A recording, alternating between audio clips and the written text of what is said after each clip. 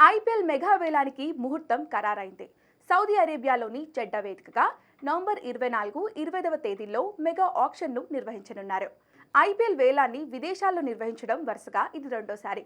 అయితే కొన్ని ఫ్రాంచైజీలు వేలంలో వ్యూహాత్మకంగా వ్యవహరించనున్నాయి. ఆర్టీఎం కార్డ్ ద్వారా ఎవరిని దక్కించుకోవాలి, భారీ మొత్తాన్ని ఎవరి కోసం వెచ్చించాలని స్పష్టమైన ప్లాన్లు సిద్ధం చేసుకున్నాయి. రాయల్ ఛాలెంజర్స్ బెంగళూరు తమ దగ్గర ఉన్న 3 ఆర్టీఎం కార్డులతో స్టార్ ప్లేయర్లను సొంతం చేసుకోవాలని నిర్ణయించుకుంది. గత సీజన్లో వరుసగా విజయాలతో హోరెత్తించి ప్లేఆఫ్స్కు చేరుకున్న ఆర్సీబీ 3 ప్లేయర్లను రీటైన్ చేసుకుంది. విరాట్ కోహ్లీ, రజత్ పటిదార్, యశ్ దయాల్ కోసం 37 కోట్ల రూపాయలు వెచ్చించింది. మిగిలిన 83 కోట్ల రూపాయలతో ఆర్సీబీ గరిష్టంగా 22 మందిని కొనుగోలు చేయాల్సి ఉంది. ఈ క్రమంలో ఆర్సీబీ ఆర్టీఎం ఉపయోగిస్తూ వీలైనంత తక్కువ మొత్తంతో నాణ్యమైన ప్లేయర్లను సొంతం చేసుకోవాలని భావిస్తుంది.